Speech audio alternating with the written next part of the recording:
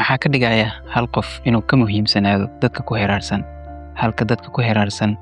aysan muhiim u noqon karin sida qofkaas oo kale maahan nasiibka kaliya sababtoo ah nasiibku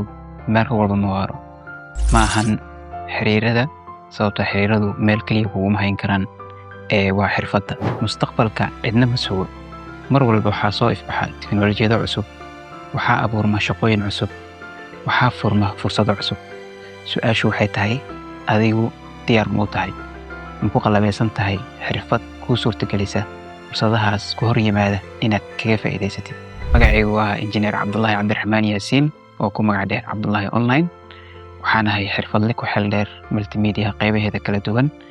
ay ugu horeyso naqshadaynta graafka xirfadihii aan bartay waxay ii fureen fursado badan waxayna saldhig u ahaayeen meesha aan maanta joogo waxaan ku faraxsanahay inaan taageero horyaal skills champions 2026 oo ay soo qaban qaabisay horyaal forum si loogu taageero muhiimadda xirfadaha hal abuurka iyo shaqo abuurka dhalinyarada Soomaaliyeed Happy World Youth Skills Days 2026 mahadsanidin